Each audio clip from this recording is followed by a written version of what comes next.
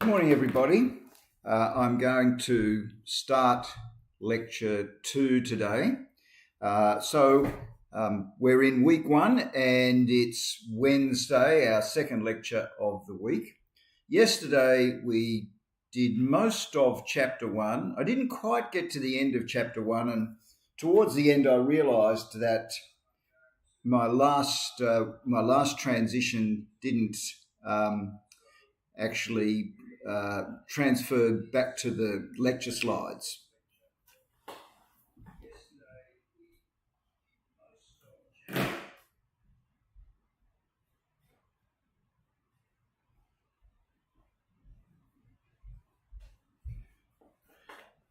Sorry about that. I had another device going that was giving me some feedback.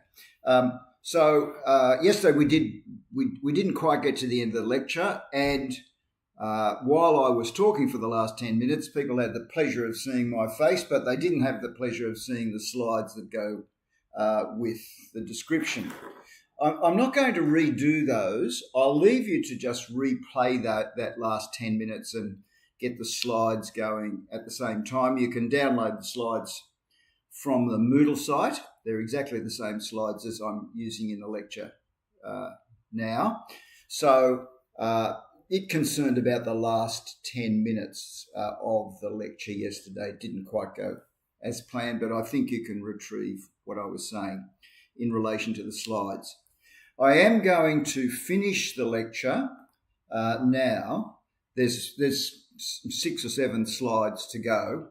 The way that our lectures will work this term is that it might not be a neat fit every lecture that I can start and finish a topic. Some of our topics are quite long, and as you know, this is only a 5-week long course. So I have to do what I can do in each lecture. If I don't finish one topic on a given day, I'll just continue on and finish it the next day, move through the course that way. Some of our lecture topics towards the end, like lecture topics, I think 8 and 10, are quite short, so they will take less than the 2-hour time slot. Normally we won't go for 2 hours anyway. It's a long time for anyone to concentrate, and it's certainly a long time for me to talk continuously. So what you can be confident of is that we will finish all the lecture material in the lecture time. So I'm going to make sure that happens. So without saying too much more about that, I'm just going to continue where we were yesterday.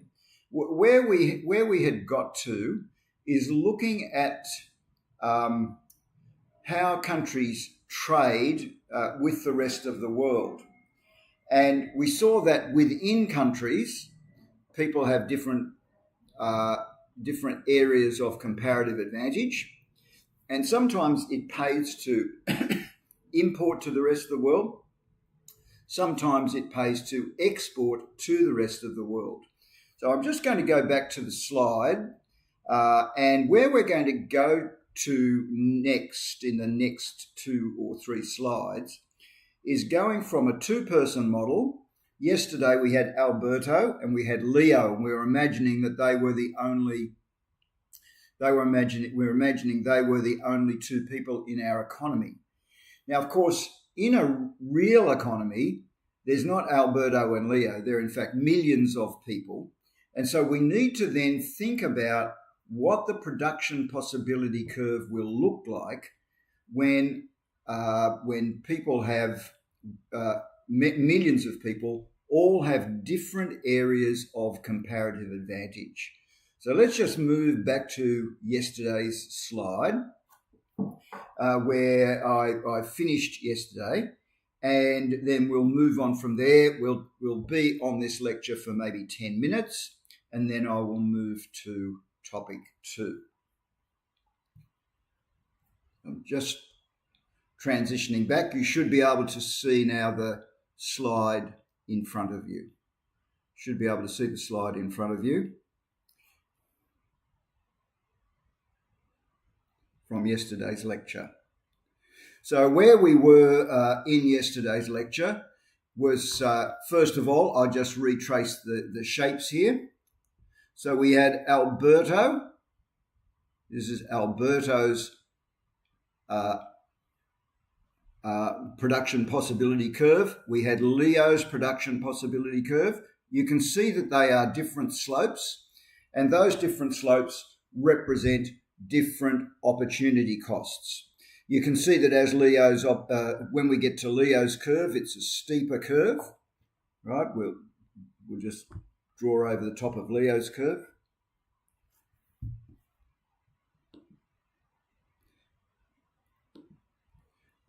So we can see that Leo's curve is steeper. Here it is here, I'm marking it in red. And that indicates a higher opportunity cost for bananas. And then we draw along that, as well as that, we then superimpose on this curve the world trading price relationship. So the green line, I'm going to shade the green line here, that represents the ratio at which goods are traded for each other in the rest of the world. It's indicating the trading ratio between bananas and rabbits, and the slope of that line represents the relative price of those two goods. And then what we do is we slide that line to the point where it's a tangent to our production possibility curve. And under ideal circumstances, the country would be producing there, right? The country would be producing there. And that would mean that Alberto specializes in his area of comparative advantage, and Leo also specializes in his area of comparative advantage.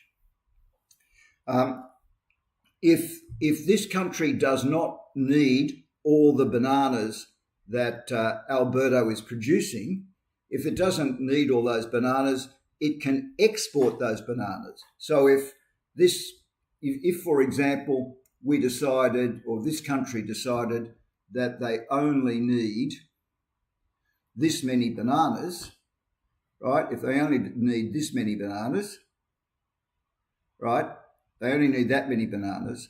What they would do is sell the rest. They'd sell the rest to the rest of the world.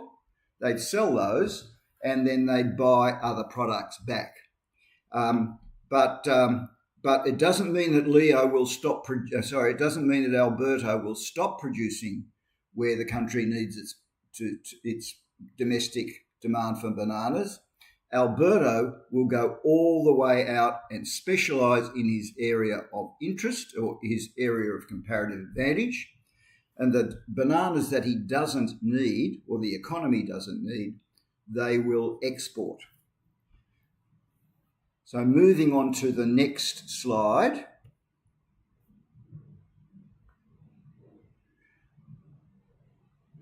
Moving on to the next slide.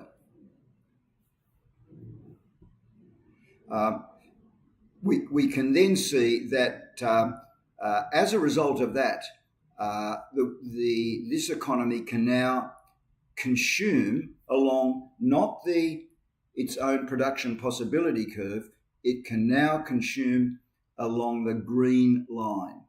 So what we've done here is increase this country's standard of living, right? We've increased the country's standard of living out to the green line. All right, we'll move down to the next slide. So I think I had spoken to you briefly about this yesterday.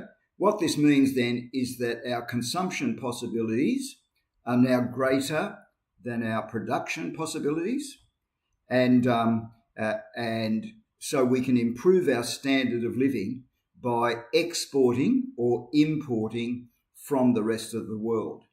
And we moved down to this slide that I did yesterday. What this slide indicates is that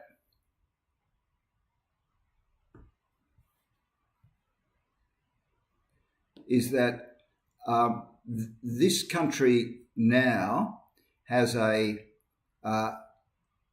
it has a higher opportunity cost than the rest of the world does for bananas. It has a higher opportunity cost because the rest of the world can produce bananas at the opportunity cost of 0.2 rabbits. Alberto's opportunity cost was 0.5 of a rabbit, and Leo's was 1 rabbit. So 0.2 is lower than both of them. And in this case, although Alberto might have the comparative advantage of bananas inside this country, he doesn't have the comparative advantage outside this country. And so Alberto and Leo would both make rabbits, and they would simply buy any quantity of bananas they can from the rest of the world. They'd be both specialising in rabbits under these circumstances. Let's move down to the next slide. It still doesn't change the basic principle that the consumption possibility is greater than the production possibility when we trade. So we're really concentrating on this word consumption possibility curve. And trade is our means of doing this. So then we start to think about, well, what about an economy-wide production possibility curve? What do we mean by an economy-wide production possibility curve? What we mean is this, that when we think about an economy-wide, we really think about many people, right? We're thinking about many people. How many people? Not 2 people, right? Not 2 people, not 20 people, not 200 people, not 2,000 people, not 20,000 people, right? We're talking about lots and lots of people. And each of those people will have a slightly different area of comparative advantage. So if we come down and we see this curve in front of us, I'll show you what we mean by this. We know that the slope of the curve indicates the area of comparative advantage. Some people will have a slope like this. Some people will have a slope like this. Some people have a slope like this. So lots of people in the economy will have different slopes. And as a result of that, when we put all those together, what we wind up with is a curved line. So we can see here on our curved line, we have someone's got a production possibility curve slope like that. Someone's like this. Someone's much steeper down here.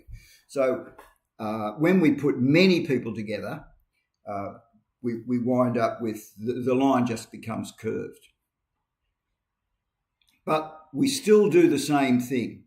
We work out the trading ratio, right? We work out the trading ratio between the 2 different goods, right? We work out this is the world trading ratio. I could draw that trading ratio out here somewhere, or I could draw it inside the curve. But what I need to do ultimately is shift that line so it's a tangent to the curve. It's a tangent to the curve, and then this economy should produce at this point, right? The economy should produce at that point, and then import and export from there. So that really finishes this topic.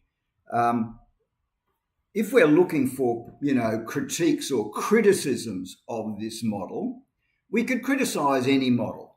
And the reason we can criticize any model is because in the end, it's a simplification of reality. This isn't the real world. Alberto and Leo are not a representation of a real economy. Different things might impact on what we've said so far. So we're assuming, for example, that there's no psychological cost to specialising. But of course, there might be a psychological cost to specialising. If we do the same thing every day of our lives, of course, we might become bored with that. So we're assuming people aren't going to become bored by just specialising in their best area of production for their entire life. We're assuming that will happen.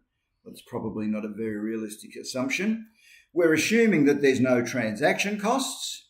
In other words, we're not spending any money on transportation of goods, because that would distort the relative prices of goods. We're assuming that there's no tariffs or import quotas, right, which would distort the price of goods, and we're assuming that our preferences are constant, because our preferences will constantly change, and that would change the relative trading prices of goods across the world. So this is just what goes with any area of economic modelling, right? Nothing in reality, nothing stays the same, and so we're certainly simplifying the rest of the world through our model. But even so, the lessons that we've learned from this model are important, and the lessons very briefly are these. One, we need to recognise what opportunity cost is. Two, we need to identify our area of comparative advantage. Three, we need to specialise in our area of comparative advantage, sell the excess production that we don't need, and buy the production that we do need. We'll be buying in those areas where where we have a comparative disadvantage. So that really ends lecture 1.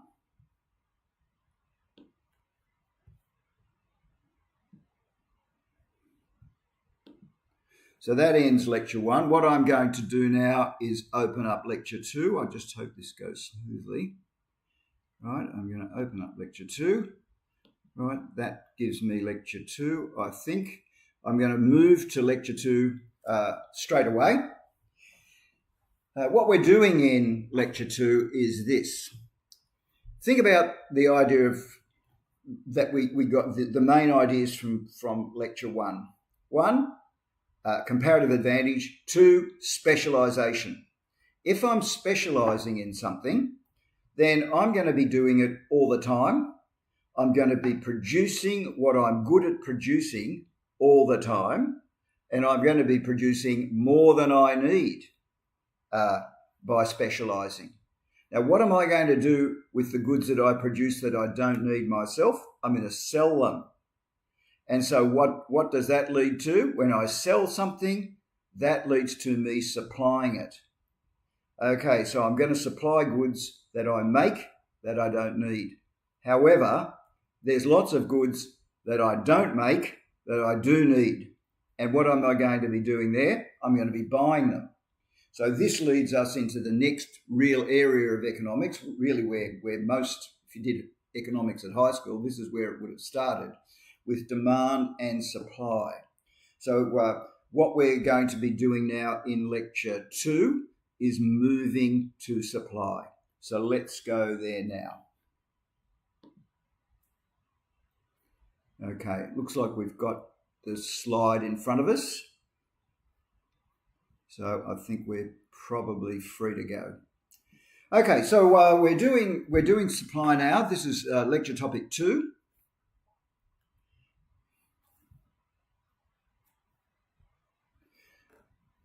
Okay, so we start when we start doing lecture topic 2. We're doing the market. Right, we're doing a market. So let's just go to the market. We concentrate on the key words. Right, the key words. So a market for a given good or services is a set of circumstances where all the consumers and all the suppliers are willing to buy and sell. So who does the buying, right? The consumers do the buying, So what do we call that? We call that demand. The suppliers do the selling. What do we call that? We call that supply. So that's a market, demand and supply. And in our market, in our market, a market occurs when the price and the quantity of goods, a market equilibrium occurs at the price and the quantity where a given quantity sold is stable. A market equilibrium occurs when the quantity of goods that consumers buy is the same as the quantity of goods that suppliers sell. So what's the quantity that we buy? That's demand. What's the quantity that we sell? That's supply. So what is equilibrium? Equilibrium occurs where the supply quantity equals the demand quantity. The supply quantity equals the demand quantity.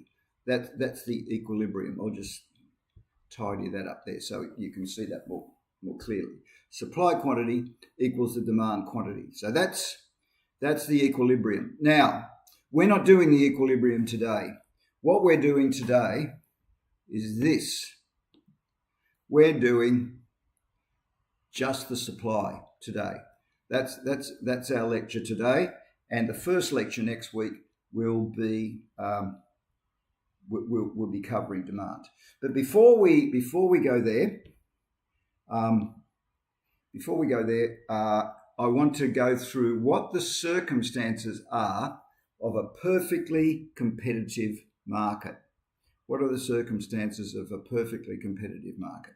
So what we're assuming is, in this world that we're going to be looking at today, we're assuming that certain things are going on which we might not normally be considered to be a normal part of our life.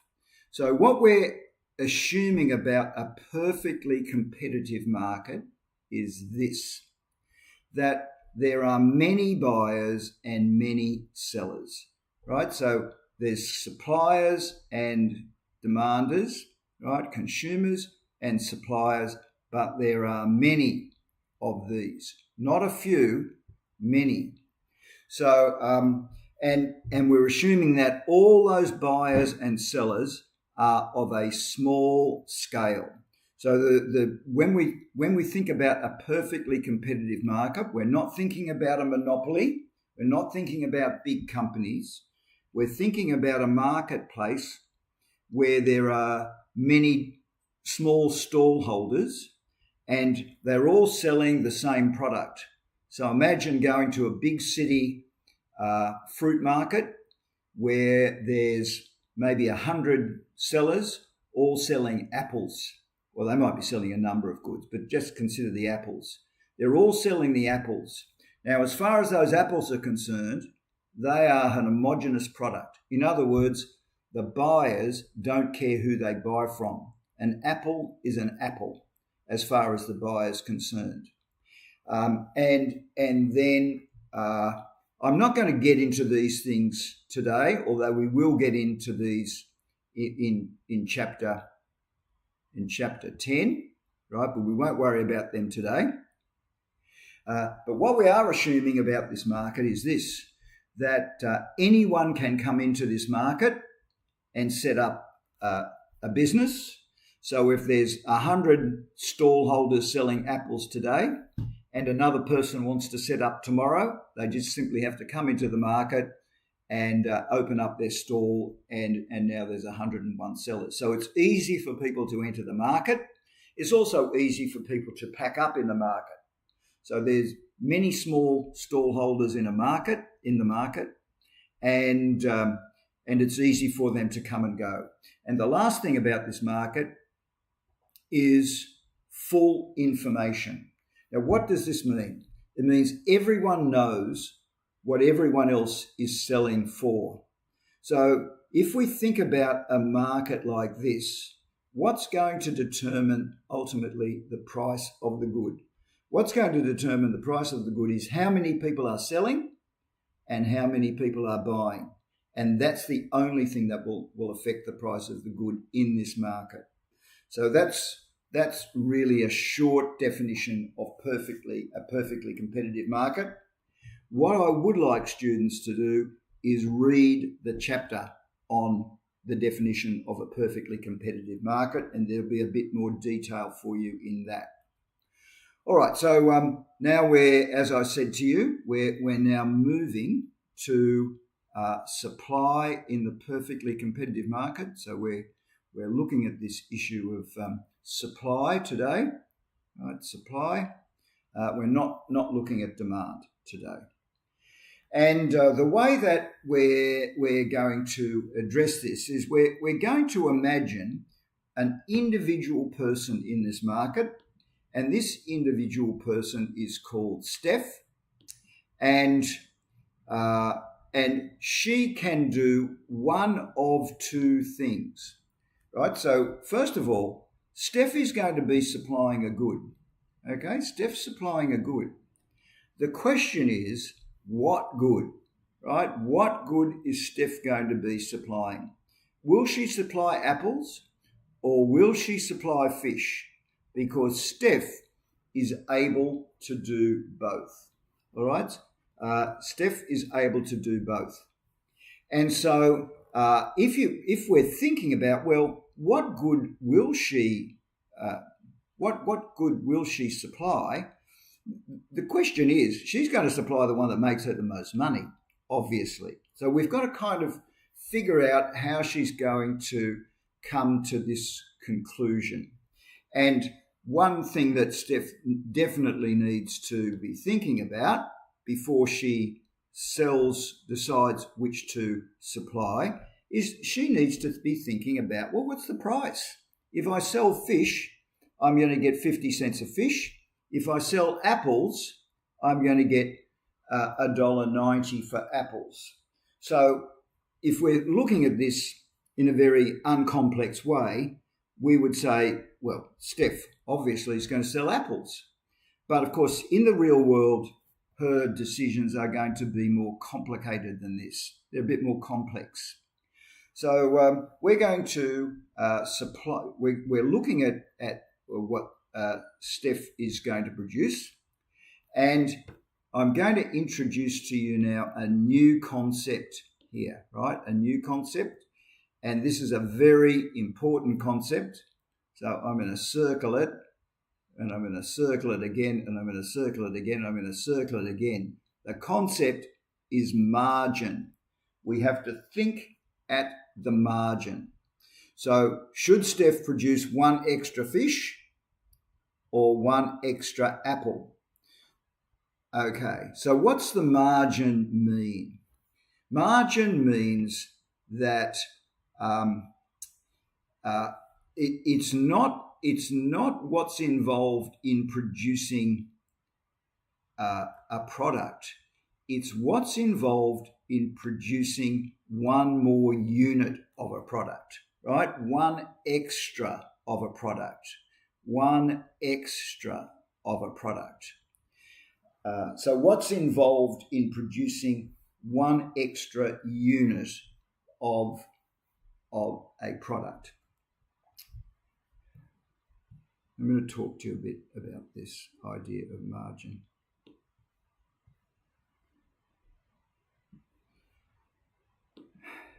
So the idea of marginality, it's a very important concept. I want you to think about an aeroplane. The aeroplane is about to take off. It's flying to some foreign destination. And there are already 180 people on the aeroplane, but the aeroplane has 185 seats, right? The aeroplane has 185 seats. So there's 5 extra seats. Here's the question. What does it take for the aeroplane to provide a transport service for 5 extra people? Will they put any more petrol in the aeroplane? No. Will they put any more staff on? No. Will there be any more air crew? No. So, in effect, to fly those people to the next destination, their marginal cost, the extra cost in doing that, is pretty close to zero. On the other hand, if they have 185 passengers on a flight, and then more passengers want to join the flight, the plane's already full. In order to fly more passengers, they'd have to provide an extra plane. Those marginal passengers will cost a lot more to fly because now there is an extra plane, there's extra crew, there's extra fuel, etc., etc. So we that's what we're thinking about here when we're thinking about this idea of marginality. How much extra do we have to spend in order to provide an extra good? And this is not a straight line equation. What generally happens is that as we produce more and more goods, the marginal cost tends to rise, right? It tends to become higher. So that's where we're going with this concept. So this is the idea of marginality. I'll get you to think about very quickly about marginality from another perspective. Imagine that you are a very good athlete or a swimmer, and you're swimming up and down, up and down, up and down a pool. You've already swum 3 kilometres today.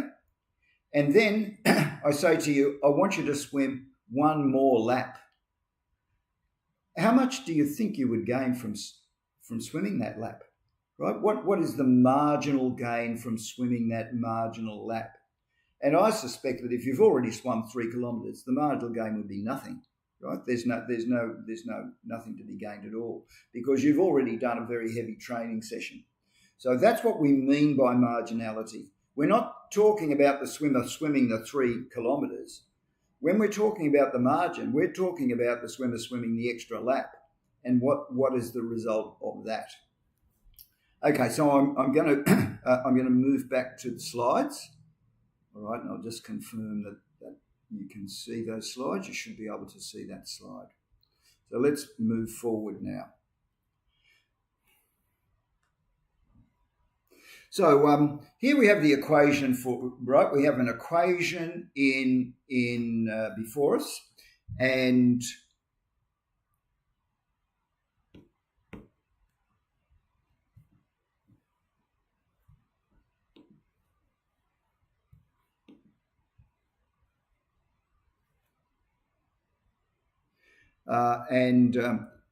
so what we've got in front of us here is a table. And what I want you to see on the table is this, that in order for Steph to produce more fish, it's a pretty basic equation, right? This is what it involves, right? That here's the total time that she spends in producing a fish. To produce 1 fish takes half an hour. To produce 2 fish takes another half an hour. Produce 3 fish, another half an hour. 4 fish, another half an hour. In other words, her marginal time is not changing, right? It's just 1 more fish, another half an hour. 1 more fish, another half an hour. So what that means is that Steph can sell these fish, right? She can sell these fish for 50 cents. We already saw that on the previous slide. If she spends 1 hour collecting fish, she's got 2 fish because it takes half an hour of fish. So she's earning $1 an hour, right? That's what she can get by collecting fish. However, if we come over to the other side, it's not as simple. All right, if we come over to the other side, it's not as simple. So here, when she's collecting apples, to collect 1 apple takes her 1 hour. To collect 2 apples takes her 2.5 hours. So if I look at the difference between 1 hour and 2.5, I get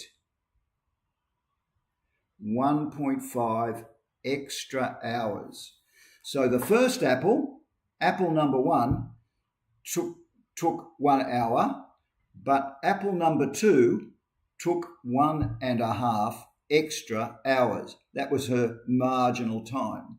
And you can see here that as we move down through the table, when she gets to 4 apples, for example, those 4 apples take 3 extra hours. So those marginal times are not constant. So the marginal time to collect fish is constant, but the marginal time for collecting apples is not constant. Why would that be the case? Well, I'll give you one reason why it's the case.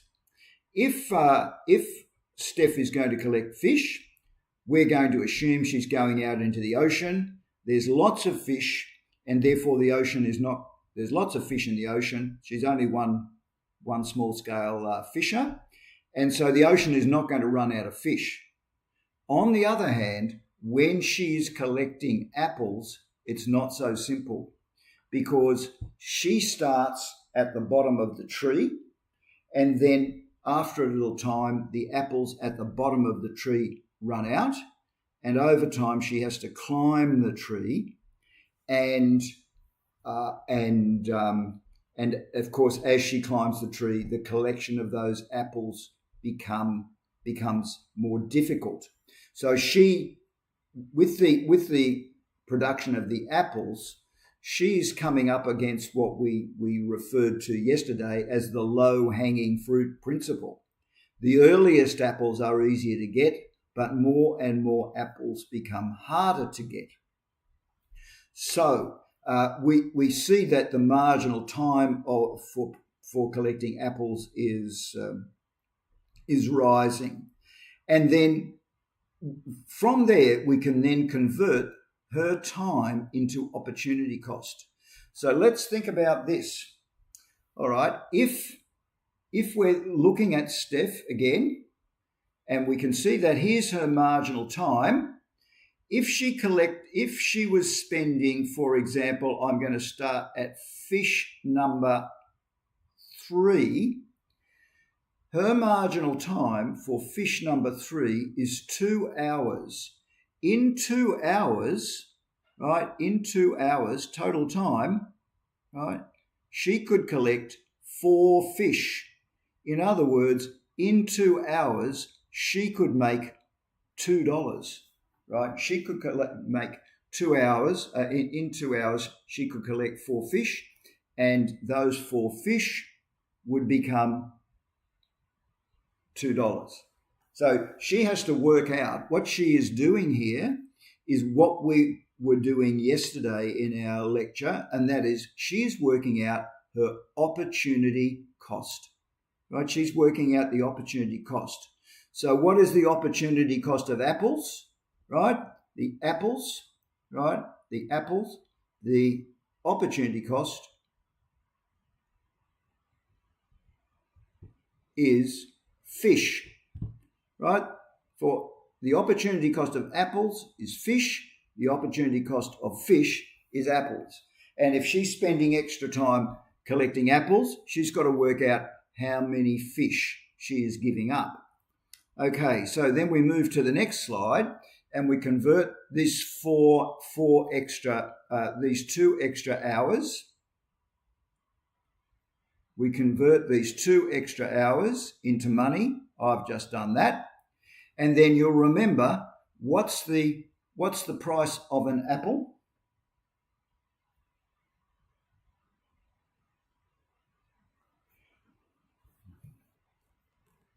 I'm just going to check my vision here. That's okay. What's the price of an apple? The price of the apple, right? The price of the apple equals $1.90. So here's the question for Steph. Should she collect apple number 3? right? Should she collect apple number 3? What does she give up when she collects apple number 3? What she gives up when she collects apple number 3 is $2. And what does she gain when she collects apple number 3? $1.90. So should she collect apple number 3?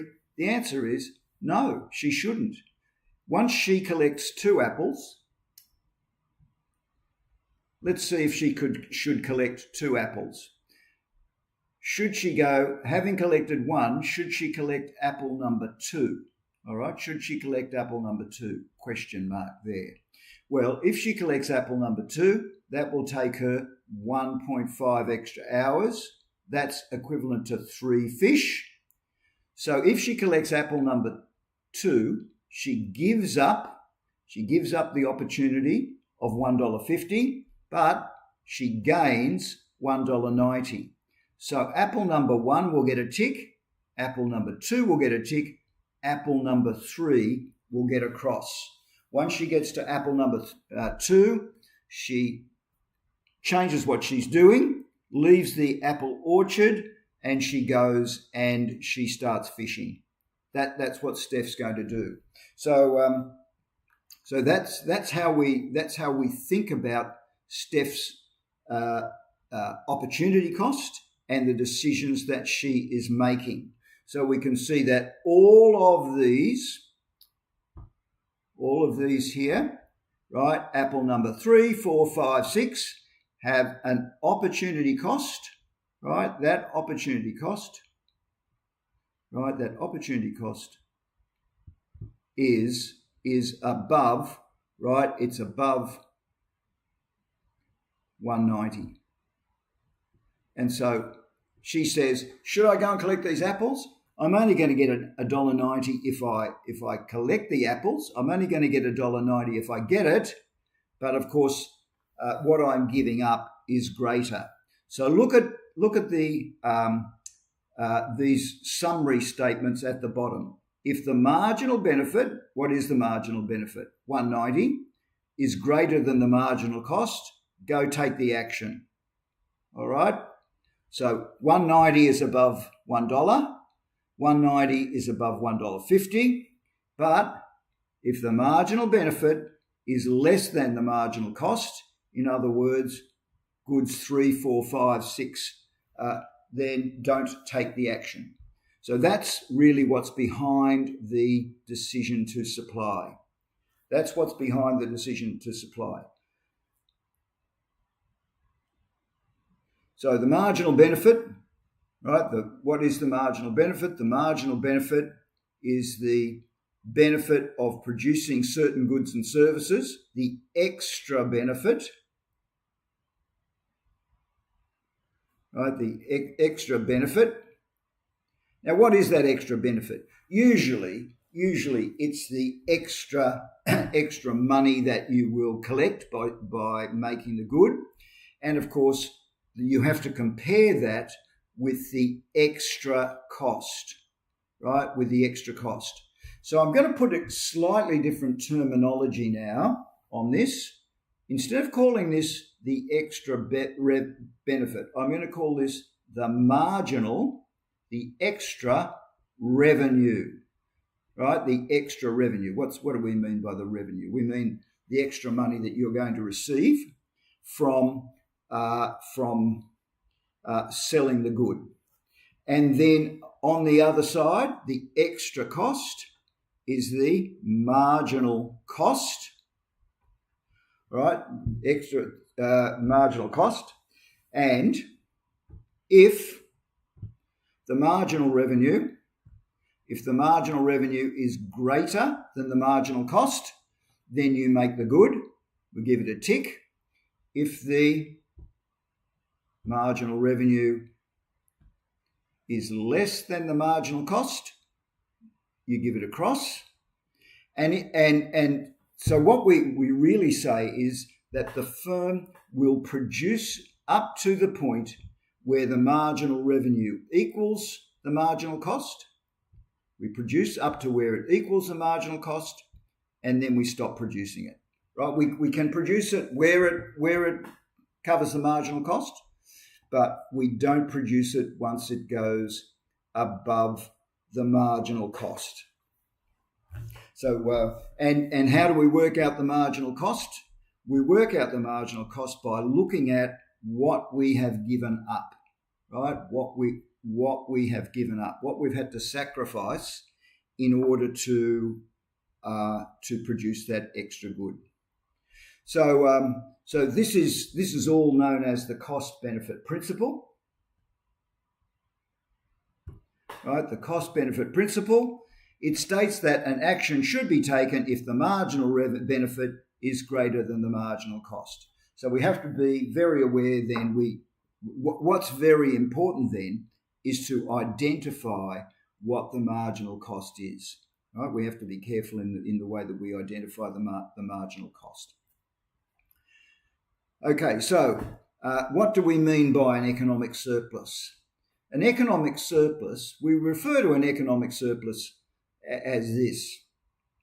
If I can do something and I figure that the marginal benefit to me is greater than the marginal cost to me, then as a rational person, I will do the action.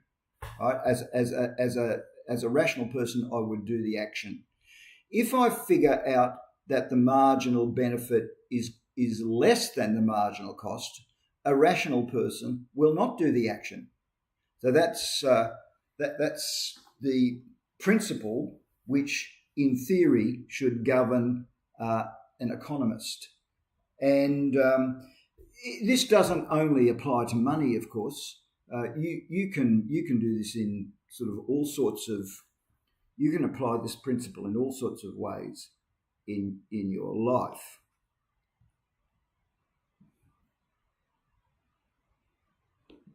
So I just want to talk to you very briefly about this concept of marginal cost and marginal benefit. You might imagine this.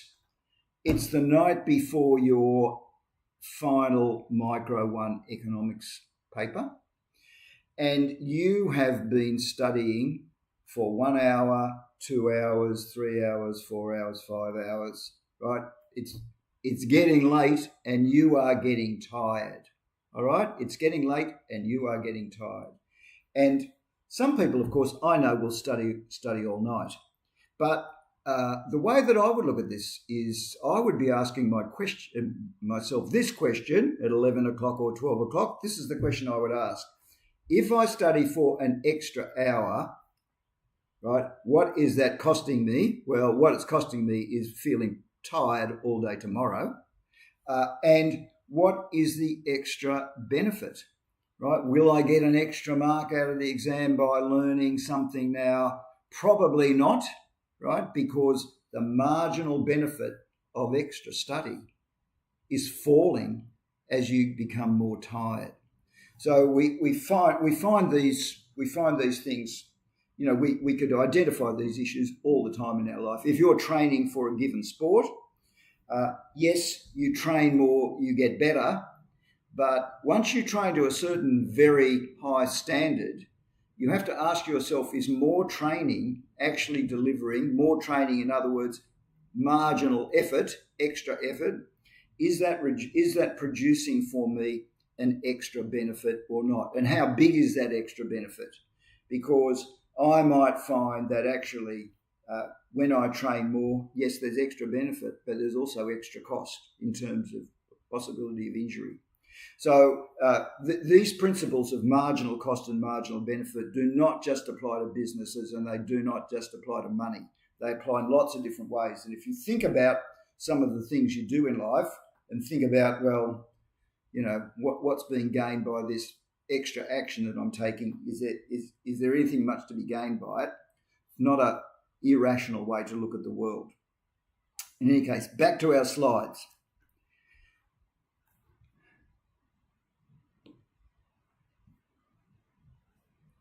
So we'll move on now. So we've moved from this concept now. We've moved from this concept of the principle of supply, We've moved from this principle of supply. What's our principle of supply? If the marginal benefit is greater than the marginal cost. So what would it take for Steph to keep supplying more apples? Remember, Steph was supplying 2 apples, but she was not supplying any more apples. What would it take to get her to supply more apples?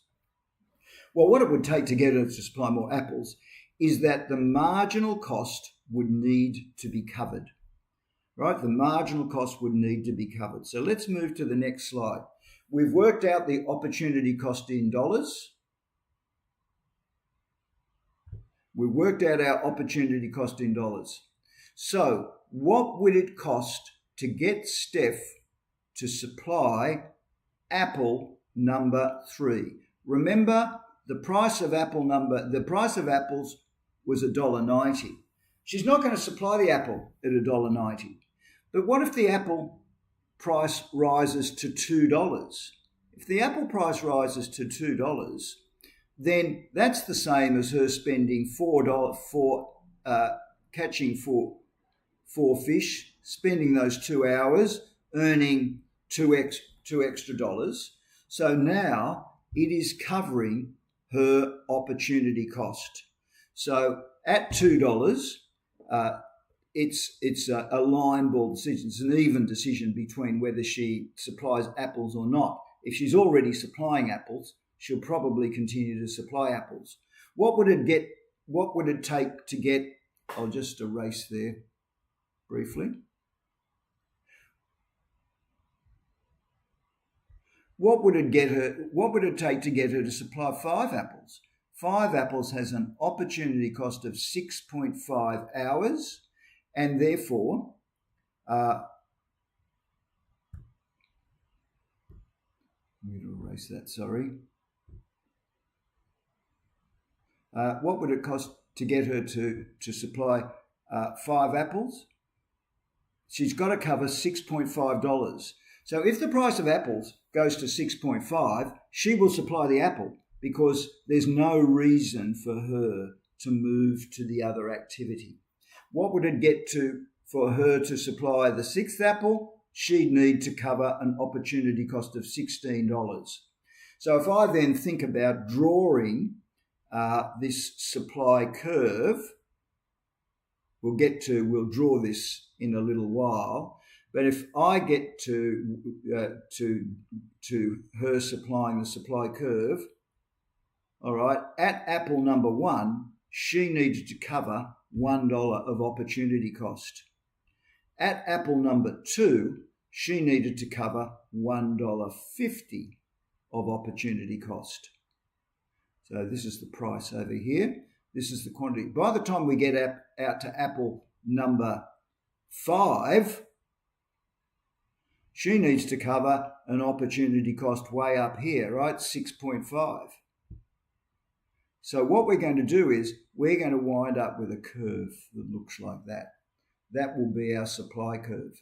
And that supply curve is in fact equal to the marginal cost. So the firm supplies the good as long as it covers the marginal cost. I'm going to say that again slowly, right? You only supply the quantity supplied of a good. So the quantity supplied of a good is a good that the quantity of a good that maximizes the quantity price, the price of the supplier. And we could also put this a different way. We could say it must cover, right? The price must cover the marginal cost. You've got to pay for the cost of producing the good. We have to pay for the price of producing the good. So that price that we're going to get must cover the marginal cost, and therefore the marginal cost curve, when we plot that curve, will also become the supply curve in perfect competition.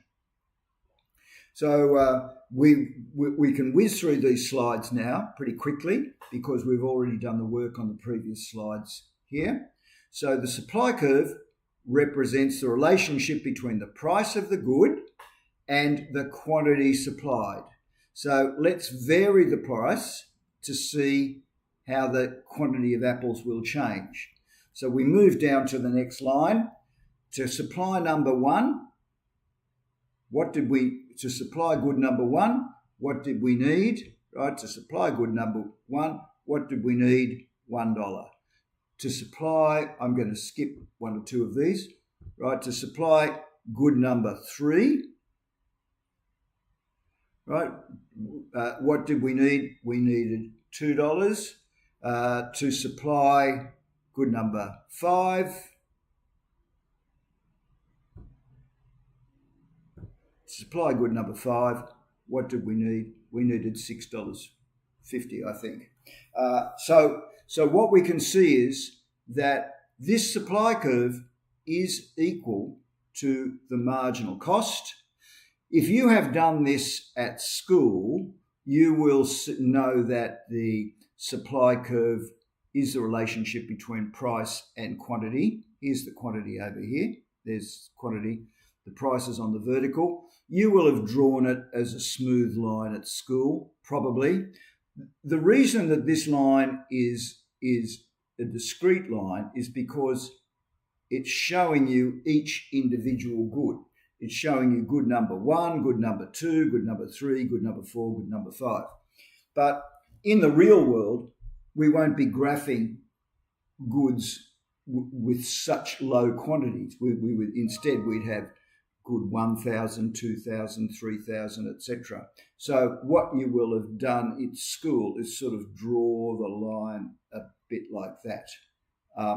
So the discrete line, the line with the funny steps, that only applies for very small quantities of product. Okay, moving on. The law of supply. The law of supply. What is the law of supply? The tendency for the producer to offer more of a good when the price of that good is increasing. Why? Because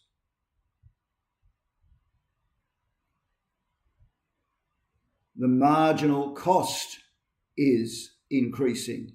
So if the marginal cost is going up, in order to offer more, the price must also go up to cover the marginal cost. So that's why the supply curve slopes up. It slopes up, the supply curve slopes up because the marginal cost curve slopes up. If the marginal cost was flat, in other words, it wasn't changing at all, the supply curve could be a flat horizontal line. Okay, we can read the supply curve two ways. So let me just show you what is meant by this.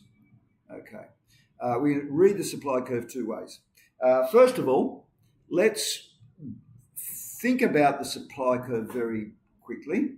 I'm going to draw it twice here. So I'll draw it this way. So here's, whoops, forgive me.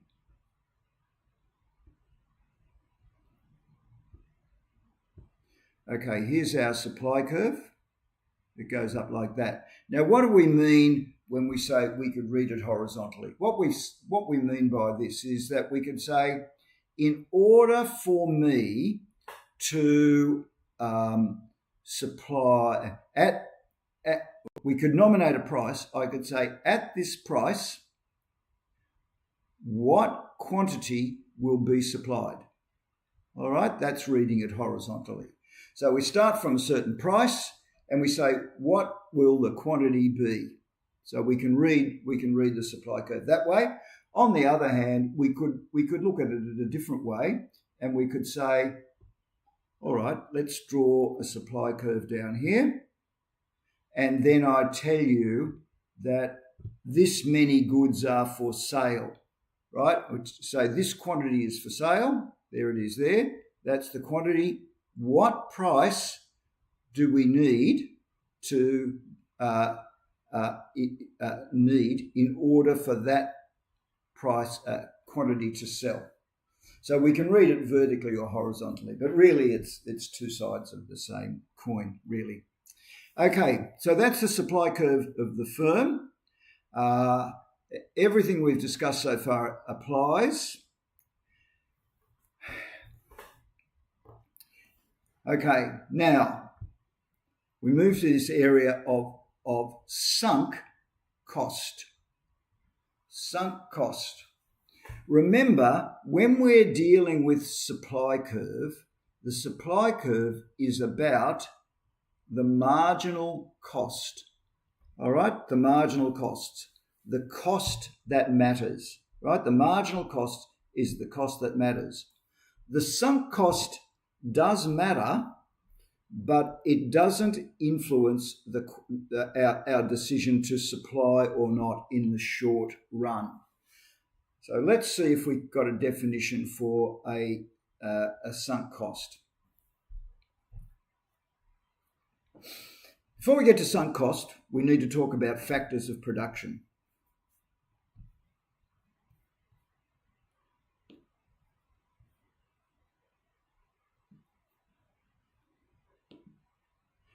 I want to talk to you about factors of production and sunk cost. So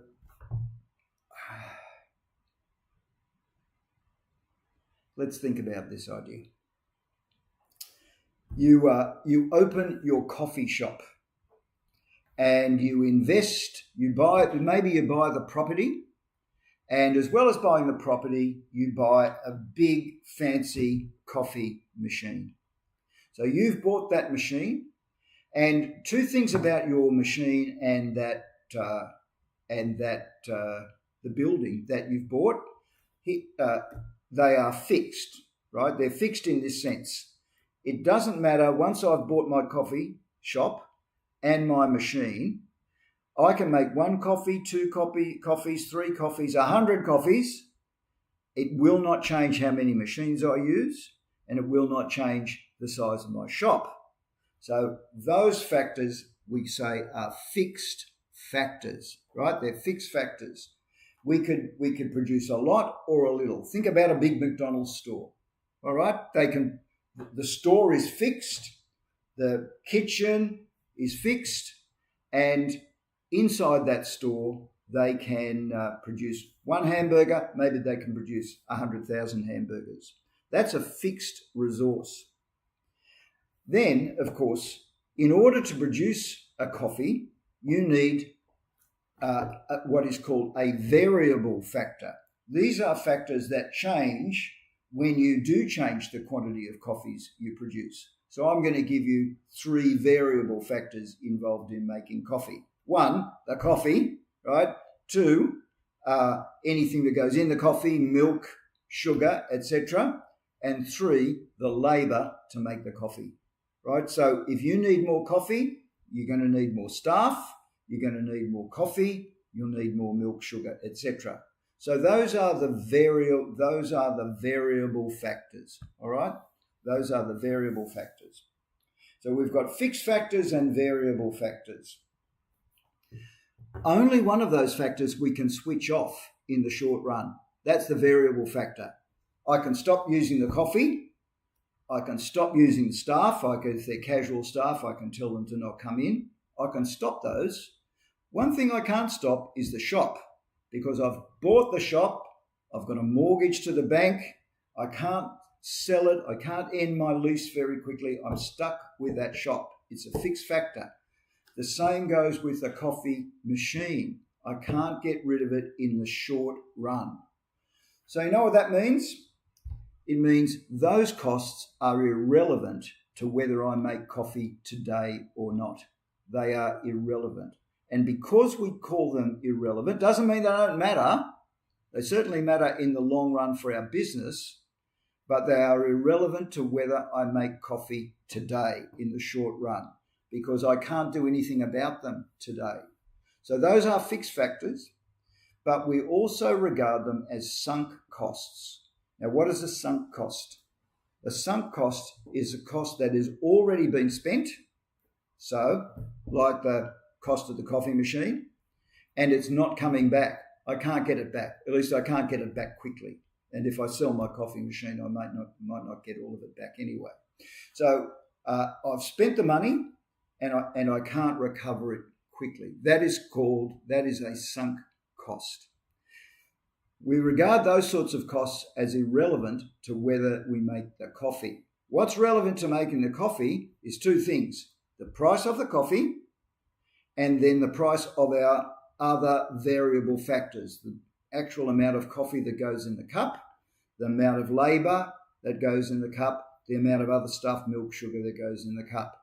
If we can't cover the cost of those things, then what we should do is close our shop, because if we can't cover what we call our variable costs, those variable costs create our marginal costs.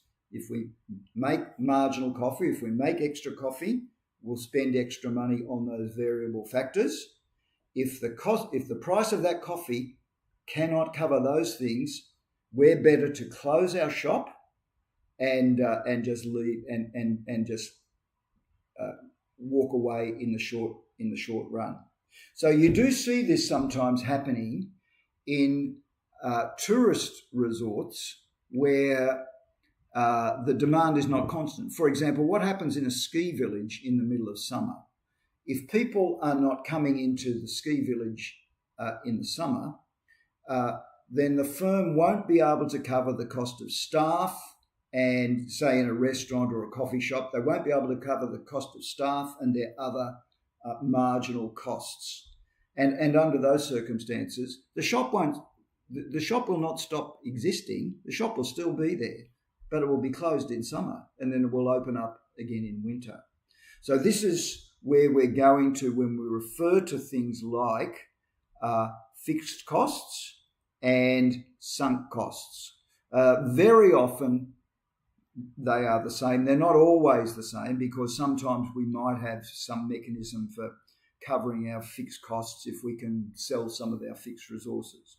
But certainly they're not recoverable in the short run. So I'm going back to the slides.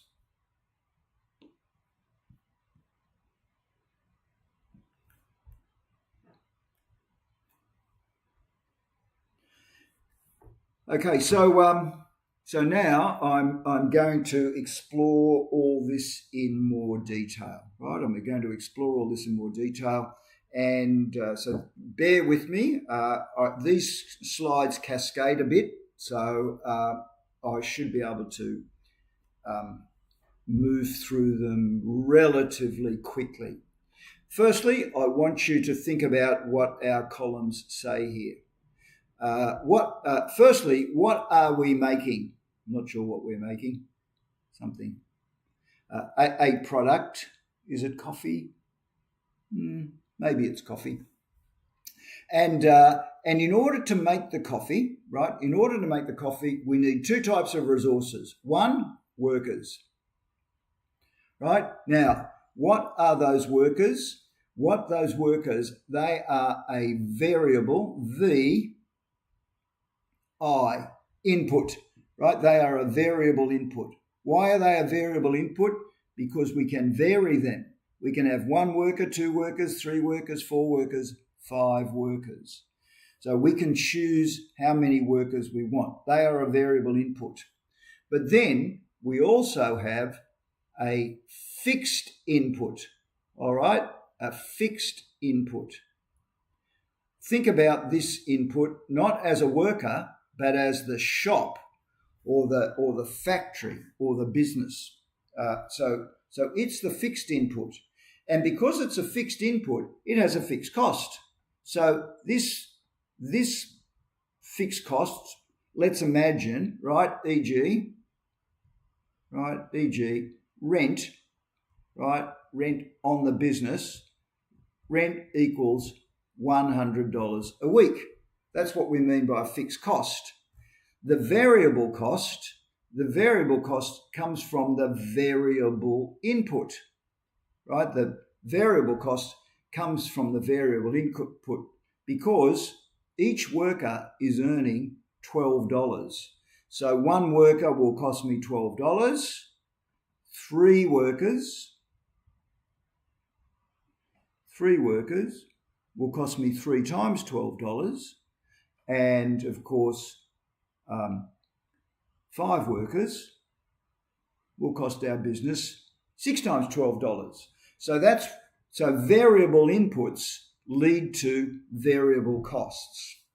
And then we move over to the next column, and we see we're going to look at the marginal cost. Sorry, the total cost. Now, what's the total cost? The total cost is the fixed cost plus the variable cost. So let's run along at production 2. When we produce 2 goods, we spend $100 on rent, $24 on labour.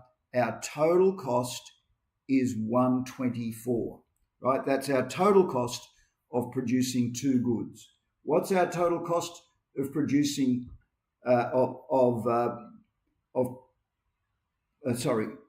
that's the cost of producing 90 goods. What's the cost of producing 135 goods? For 135 goods, we need 5 workers. So our rent is still 100. So our rent has not changed, but our wages have changed. So now we're spending $60 on wages. The total cost is $160. The total cost is $160. So that's the first half of our table there, right? We've done variable inputs, fixed inputs, variable cost, and fixed cost. And then the total of our variable cost and fixed cost is our total cost. Now, let's move down. All right, now, let's just explore this issue now of the fixed cost. Think about the fixed cost for a minute. The fixed cost is not changing. It's fixed. But what is changing is the quantity of goods that we're getting from our fixed cost. So imagine this is a coffee shop.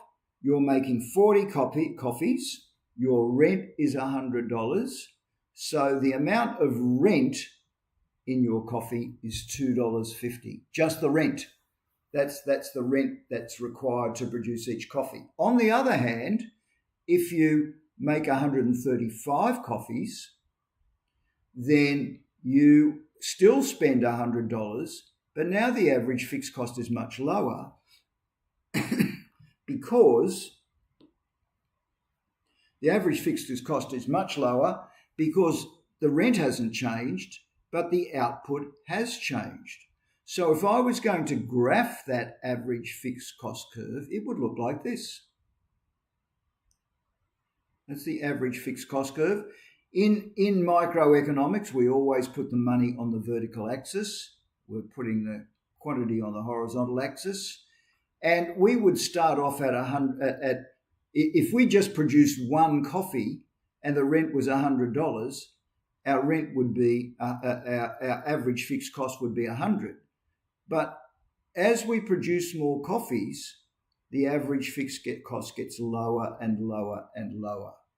So that's the idea of the average fixed cost curve. It falls and it becomes less and less and less because the total fixed cost is constant, but the output is not constant. Okay, and then we come over and we then work out, well, how are we going to go to our average total cost? I'll just see what's on the next slide here. Okay, sorry. Okay, so we'll go to the average total cost. So let's think about this, where we've got our fixed cost, we've got our variable cost, we've got our total cost. And how are we going to work out our average cost, right? Our average cost. Well, the way that we're going to work out our average cost is by totaling our average variable cost and our average fixed cost. So that's why I've inserted these average fixed cost figures in here into our, these are our textbook slides, but I've inserted these in. So I'm going to just pick this one. 2 workers. So where are we getting our average variable cost from? In black, where we're getting our average variable cost curve is this. We're saying our variable cost, putting an X above our variable cost, and here's our quantity. So we have spent $24 in labour to produce 90 goods. So so what is that going to equal? Right, what that's going to equal is this. Right, $90 on $24. Whoops. Forget that. $24 on labour over 90 goods, and that's going to give us 27 cents. All right, that's going to give us equals 0.27. That's where our number comes from, 27 cents a coffee in labour.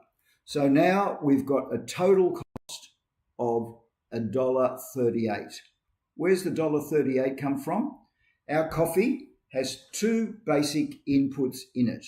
It has the building, which contributes $1.11 to the coffee, and it has the labour, which contributes 27 cents. And so we add those 2 together and we've got the total cost of the product. The total cost of the product. So the total cost is a combination of the average variable cost and the average fixed cost. And just be aware, I've added in this average fixed cost here so we can get from the average variable cost to the average total cost. So we need to be aware of why those 2 are different. So we move down, and then so I've just explained this. Then I've explained it there, but now here's a neater slide. Right, you can see that for 2 workers, cost is 90. Right, there's the average variable cost. That's how we got to it. You can see that the average variable cost down here at the bottom, we've got 135. The cost is 160. It's $160 over 135. And you can see the average variable cost is rising. So here's something to think about, right? Here's something to think about. Why is the average variable cost going up?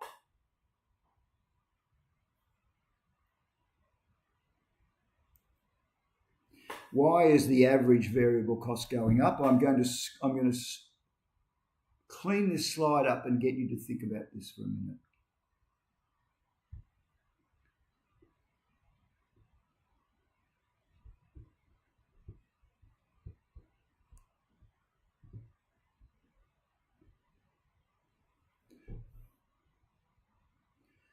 So here's the question. Here's our average variable cost. This is the cost of labour going into each coffee. You can see it goes from 30, 27, goes down a little bit, then it goes 30, 34, it's rising, 44. So this is ultimately going up. Why is that average variable cost going up? Because we've only got 1 coffee shop. Maybe we've only got 1 machine. And as we add more and more labour into that machine,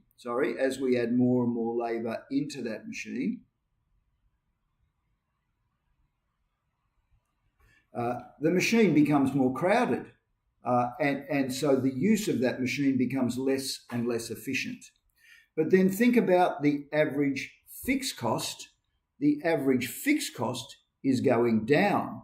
It goes from $2.50, $1.11, etc. And that's because the shop, the fixed cost of the shop is now being spread across a greater output. So we've got two influences on the total cost, right? We've got two influences on the total cost. The average variable cost is going up. The average fixed cost is coming down. So that will operate for a while. And then if we think about, well, what happens to the average cost overall? Well, that depends on how much the average variable cost goes up and how much the average fixed cost comes down as to whether the total cost, how the total cost changes. But as we know, the most important part of all of this is our marginal cost. Remember, why are we concentrating on our marginal cost more than anything else? Right? Because our supply curve equals the marginal cost. If we can't cover the marginal cost, then we do not supply. So supply is all about covering this marginal cost over here. So how are we getting to this marginal cost? How are we getting to this marginal cost? Well, remember, marginal means extra. So I'm going to show you the extras here. First of all, I'm concentrating on 90 goods. To produce 90 goods, I need 2 workers. When I had 1 worker, right, I only produced 40 goods. But now when I added a worker, I added 1 worker, how many goods did I add? I added 50 coffees. So 1 worker was responsible for adding 50 coffees. How much did it cost me to add my worker? Well, when 1 worker cost $12, 2 workers cost $24. So my cost went up by $12. There it is over there. Our total cost went up by $12. So now what have I got, right? My quantity went up by 50 and my total cost went up by 12. So now I say over here, I spent $12 extra to get 50 extra coffees. So those extra coffees, these 50 coffees over here on the left, those 50 coffees cost me 24 cents each. So in order for me to supply 90, right, in order for me to supply 90 goods, I need a price of 24 cents. However, if we go down the bottom, right, if I go down the bottom and I change color here, in order for me to supply 135 goods, let's clean all this up. In order for me to supply 135 goods, what needs to go on here? Well, in order for me to supply 135 goods, I need 1 more worker. I need to add 1 more worker to do that, to bring me up from 130 goods. So I've added 1 worker. I've added $12 more, but I only got 5 more goods. So in this case, the quantity, the change in the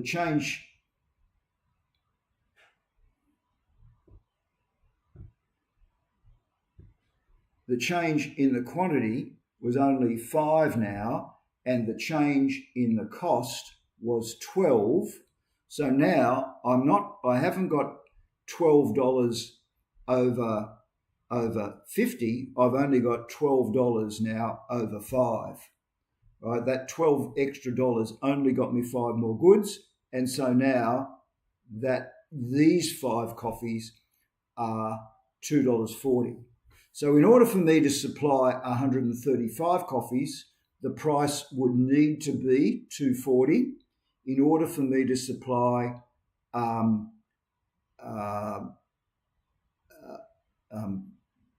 90 coffees, the price would need to be just 24 cents. So that's how that's the relevance of the marginal cost curve, and that's how we figure out our marginal costs. So you will be getting exercises like this through Placonomics. Let's just we'll do a little bit of revision now on the way through. I took some time slowly to go through that, but now we can go a little bit faster. So the variable factor of production, what is it? It's a cost tends to vary the quantity produced. So, what are we talking about here? We're talking about labour,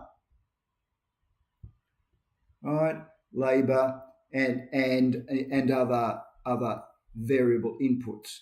So it's associated with a variable factor of production. That's what we mean from the variable. In the short run, so we need to think about this idea of the short run. Short run and long run are terms that we often use in economics. They don't refer to 1 month, 1 day, 1 year, 10 years. They don't refer to anything like that. The way that we refer to the short run is to say this: you are in the short run if at least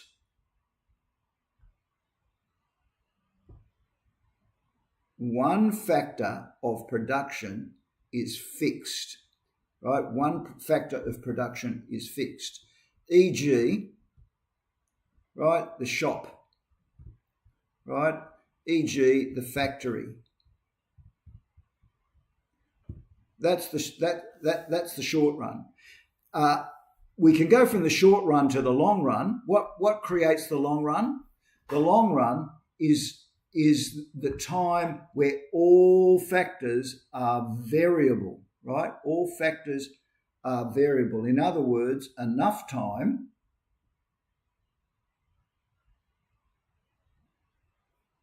e.g., enough time to sell the shop or the factory. That's the long run. So we can do certain things in the short run and we can do certain things in the long run.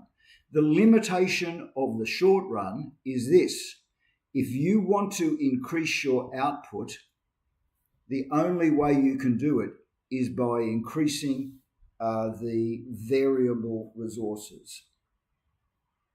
So that's the limitation of the short run. Look at all these slides we've got to go. Anyway, we'll do our best. All right. So look, we've done some of these slides, so I can whiz through these very quickly because I went through the table slowly with you. So should the entrepreneur hire the first worker? Right? Well, they will. Right? They will if it covers the marginal cost. All right. So if the price of a coffee was $1.20 and the marginal cost was 30 cents, then the firm would produce the product.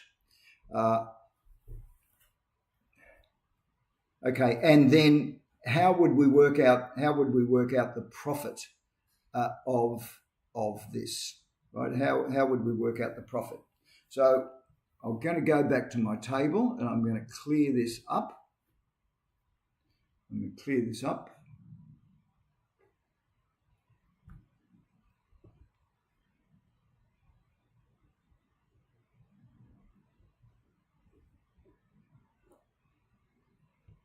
So we're being told that the price of a coffee, right? The price of a coffee,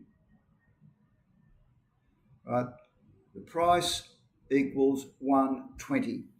And then we're asked, well, how much profit would we make? First of all, would we make good number. I'll pick another number for you here. I'm going to say, would we produce good number 3, right? Would we produce 120 goods? Now, in order to produce 120 goods, I work out my marginal cost, and my marginal cost of 120 goods is 40 cents. 40 cents. That's the marginal cost. So think about the price. Think about the marginal cost. This is 1.2. This is 0.4. The price is greater than the marginal cost. Therefore, we would produce that good. How much profit will we make? Well, the way that we make that profit is to say we multiply $1.20, 1.2 multiplied by 120, right? And that gives us our revenue, right? That gives us our revenue. I haven't got that worked out here. And then we'd also then say, well, so that is our cost, and we already know what our cost is, right? We already know what our cost is because it's on our table. In order to produce 120, the total cost is 136, right? 136. So then we simply subtract.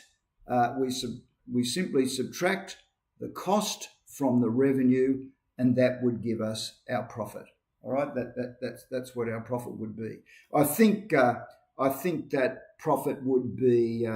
It looks like $144. I would say there. Right, is that 12 equals 144, and yes, that'll be 144. Right. So we'll write it over here. Right, 144. And so 144 minus 136 would give us $8 profit if we produce at that output. So that's how we work that out. Work out our revenue, right? Our revenue, what is our revenue? Our revenue is the price times the quantity. The price times the quantity. All right, let's move back to where we were. Okay, so the profit, what's the profit? Profit is the difference.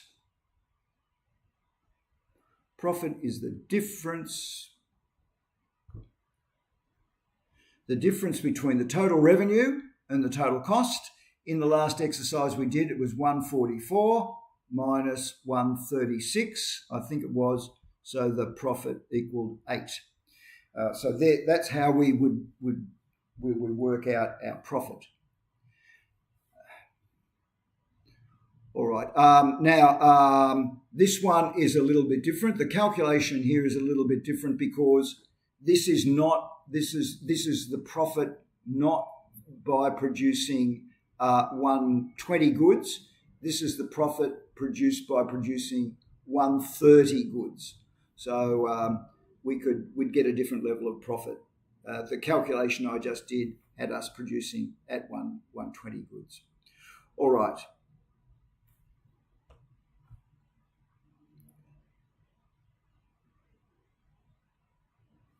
I'm going to move through these a little bit faster. So the shutdown condition.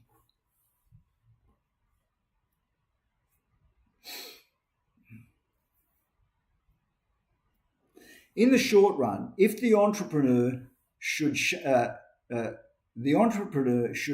down if the level of, I'll put this a different way. All right, I'm going to put this in a different way.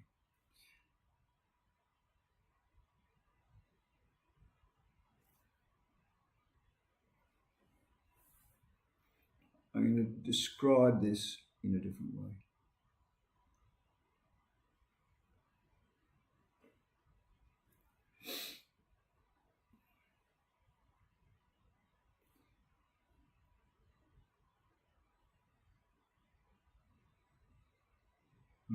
Describe this in a different way. First of all, we know that our total cost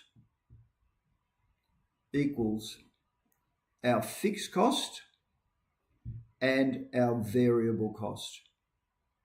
And I'm going to imagine that today we don't open the shop, right? We don't open the shop. We don't come to work today, right? We don't come to work today. The shop is closed.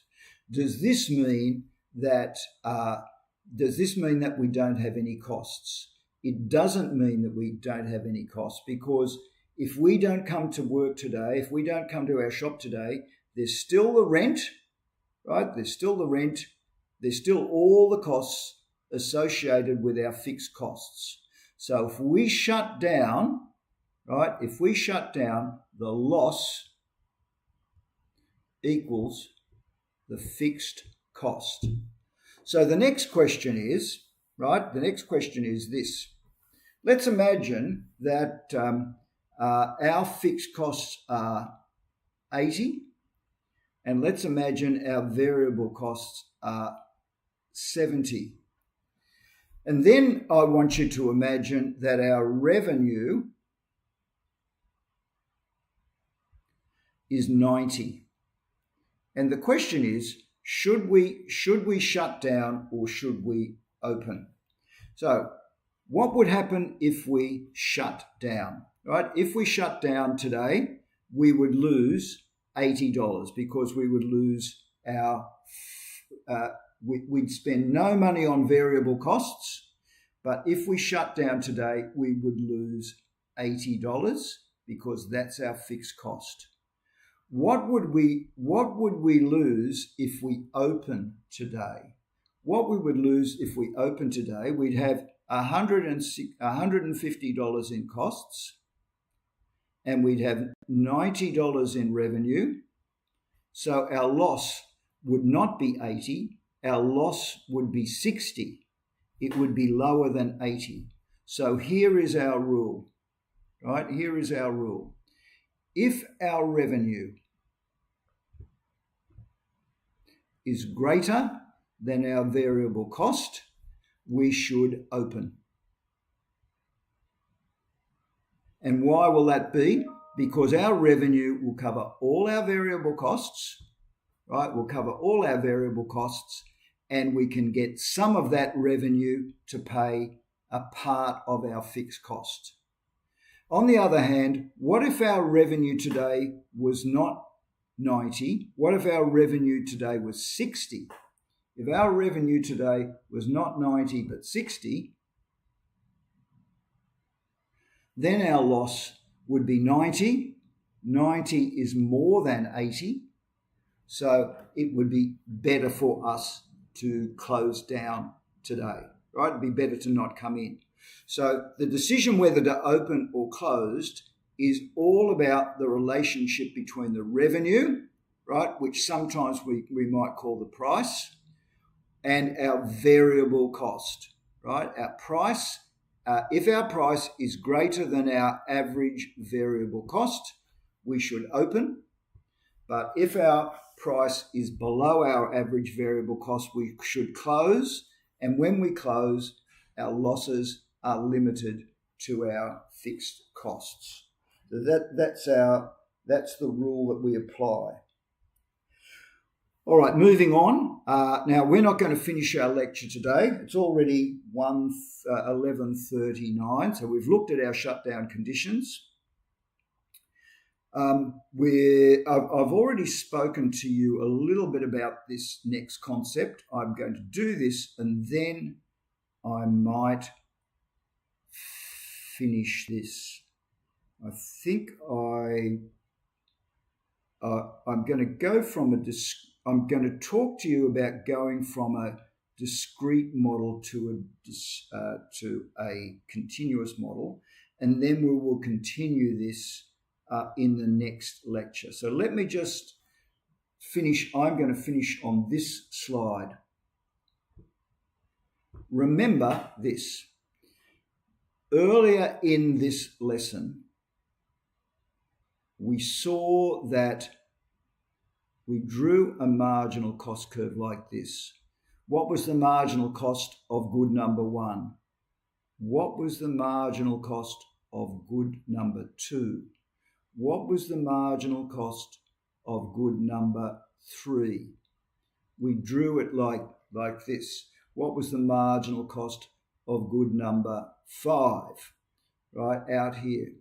And we saw that we drew it like this, 4, 5. We drew a curve like that because we just had a very small output, right? A very small output. And then I want you to look over at the curve on my left here. Now I've got 40 goods, 90 goods, 130 goods, etc. It's very hard for me from my table, I don't even know what the marginal cost is of good 41, 42, 43, 44, etc. I don't even know what that is because my table doesn't show it to me. It just shows me 40 and 90. So sometimes we just have to smooth these curves out. All right, sometimes we have to smooth them out because we can't see the difference between one good and the next. Over on the left here, we can talk about goods 1, 2, 3, 4, and 5, but I can't talk about goods 1, 2, 3, 4, 5 million. I can't do a diagram, a step diagram like that for a very large output of products. So what we'll be dealing with from now on, probably most times you'll see a supply curve. It'll just be a smooth curve, like so. So I think we'll leave it there today, and we'll continue. We'll continue on this theme on Monday. As I said to you, these topics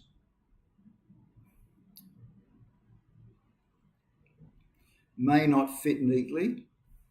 While I'm thinking about it, will I have a go?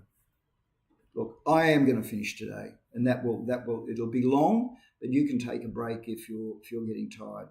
I am going to finish this today, so that we get to the next topic in our next lecture. So if we're doing a continuous model, what does a continuous model look like? A continuous model is just this, right? They're just smooth lines. They're smooth lines. I want you to think about this idea then. Why does this marginal cost curve rise? Why does the marginal cost curve rise? I'm going to come back and talk to the camera about this. The marginal cost curve rises when we add more and more variable units to a fixed unit. I want you to imagine the coffee shop model, right? I want you to imagine the coffee shop model. We have the shop. It's a fixed size. We have a coffee machine. It's got a fixed capacity. So they've got fixed resources. And then into the coffee shop, we start adding staff. I add one staff member. All right, what's that staff member going to do? They're going to clean, cook, make coffee. They're doing everything in the coffee shop. And then after that, I add a second staff member. And now I can find that these staff members can work as a team. So for a little while, I've got someone specialising in cleaning, someone specialising in cooking, maybe a third person specialising in making coffee. So for a while, our operation gets more efficient as we add more labour into the coffee shop. So my marginal cost curve is going to start to fall because we're getting more efficient as we get more workers. However, after a certain time, when I add a fourth staff member, a fifth staff member, a sixth staff member, I want you to think about this.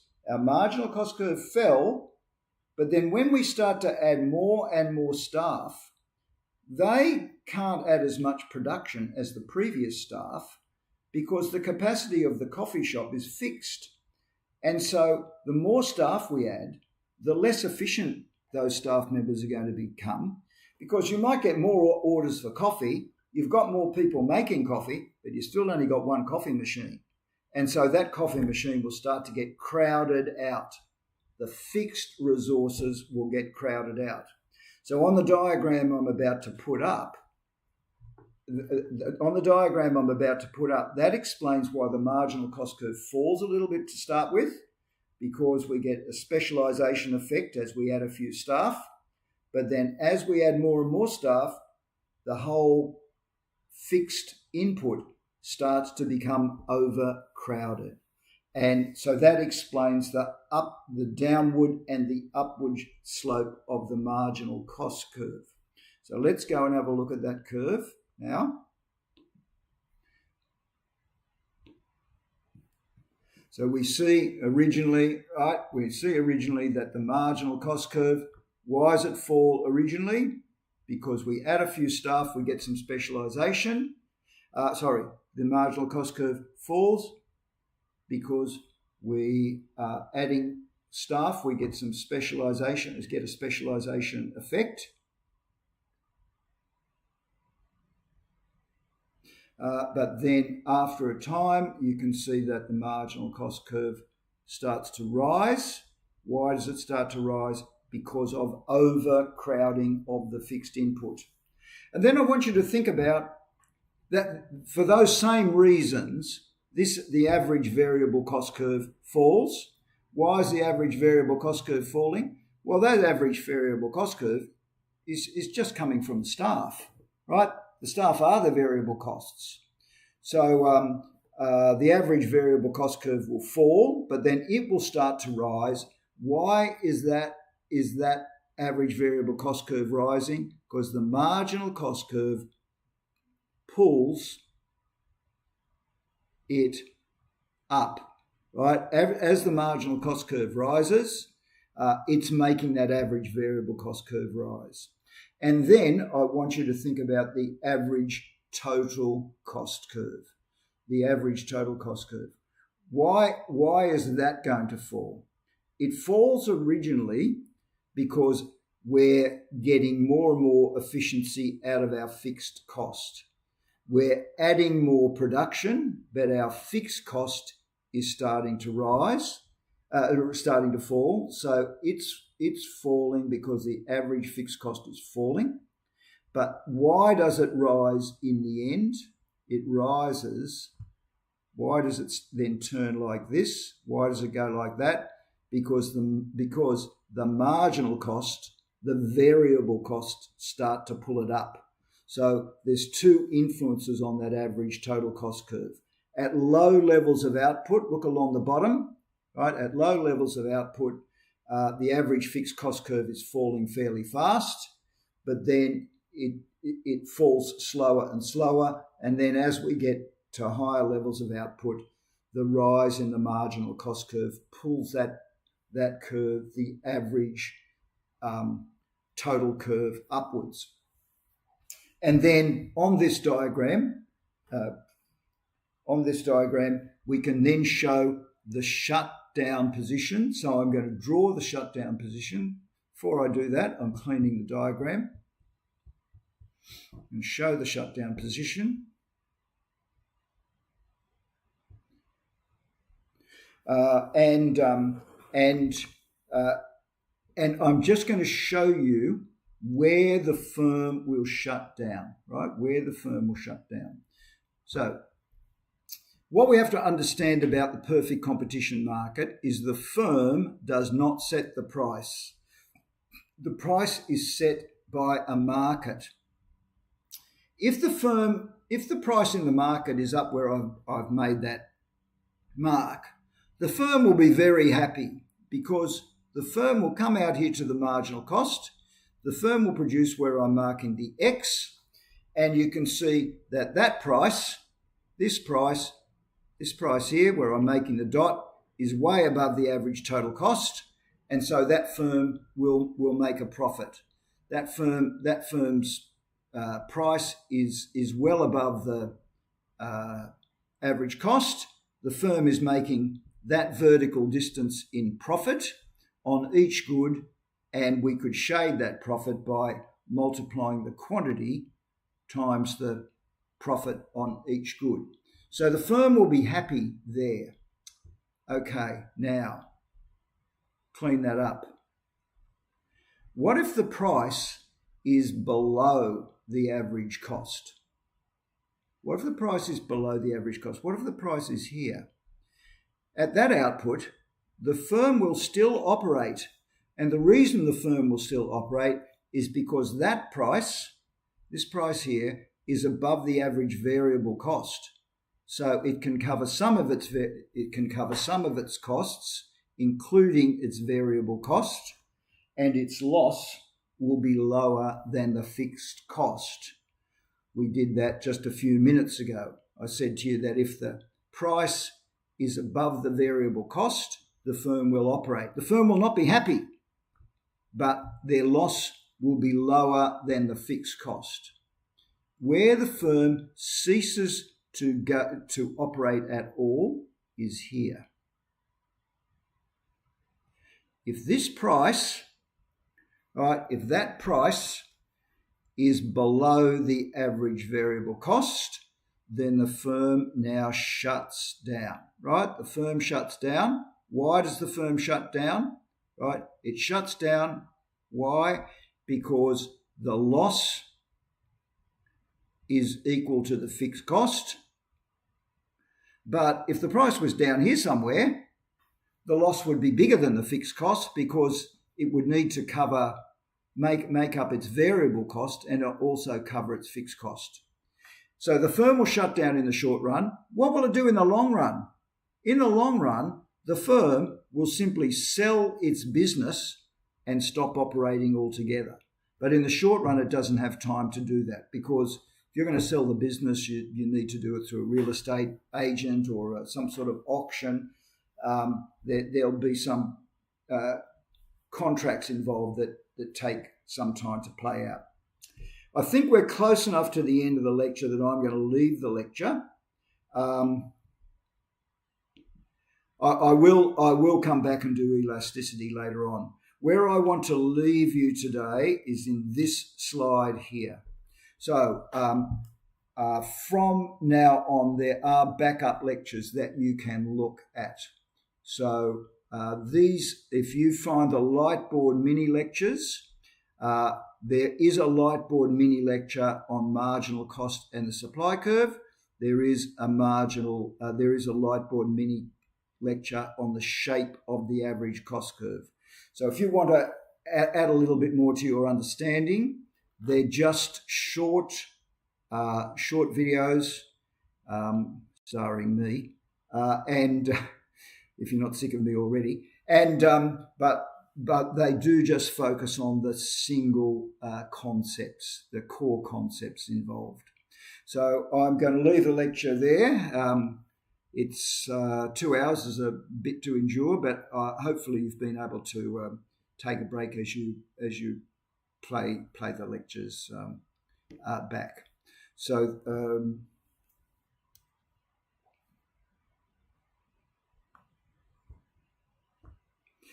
thanks for your attention today. What I would say to you is that your workshop is tomorrow night. It's Wednesday today. Your workshop is tomorrow night. So hopefully you will be able to get into that. Patrick will lead you through that workshop. And he'll do much the same today, except apply that to Placonomics. So thanks for your attention, and I will see you all next week. Bye.